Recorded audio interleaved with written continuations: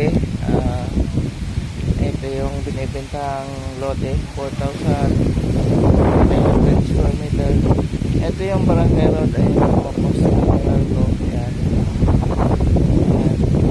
Tapos ito yung right of way. Ayan.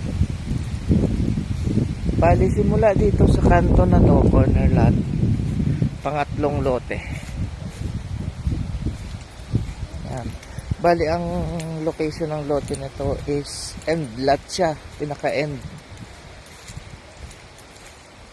Mapakagandang, pwedeng rest house, pwedeng resort. Kasi dati daw ang plano dito ng may kanya, may-ari, ay gagawing rest house. Tapos tatayuan nila ng subdivision. Subdivision, swimming pool.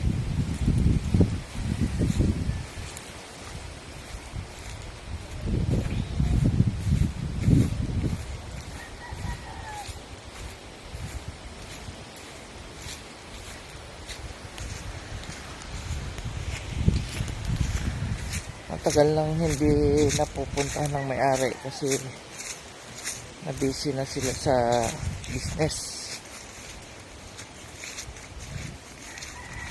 sa kanilang pabrika. Dati malinis to. Dito yung parkingan nila. Yan.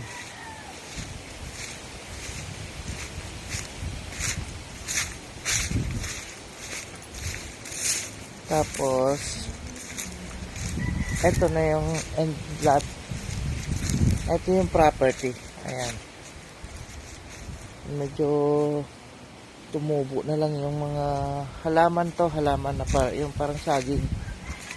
Ayan. Lumaki na. Ito na yung gate.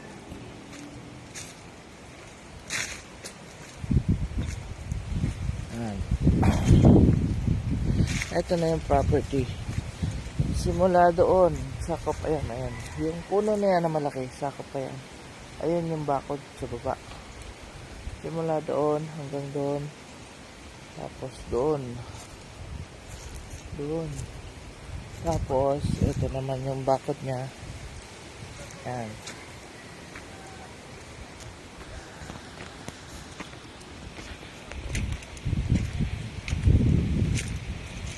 Hagdan paakyat.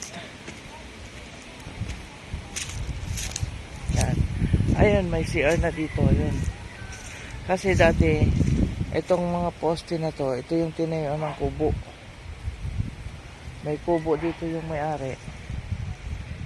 Tapos, ayun yung CR. Hanggang doon yung property. At meron ng puso. Itong puso na to, may tubig to.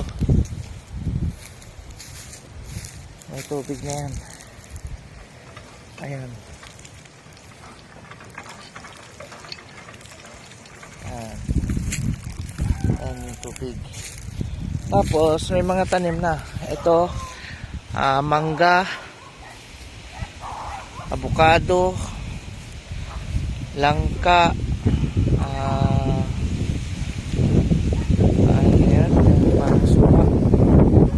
tapos yun yung bayabas na imported.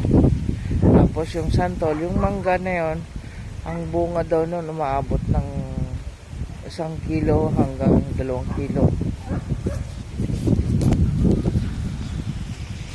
Tapos ito yung mga nyug. Bali 13 na puno na nyug to. Ayan. Kabuuan lot area 4,300 square meter. Yan. Tapos yan, bubuhayin na lang yung dragon fruit. Nasa 10 years na yata ito daw sabi. Yung dragon fruit. Kaya kung i-maintain, tatanim ng panibago. Yan. So yan siya. Ito pa. Hanggang doon sa may kawayan. Ang likod niyan, yung ilat. pwedeng linisin. Pag nalinis, kasi meron daw parang batis dyan sa likod.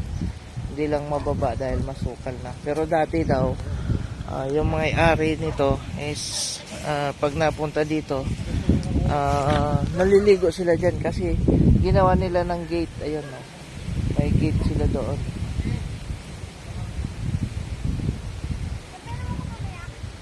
So, yan po sa mga interested buyers po. PM lang po kayo sa akin. Thank you.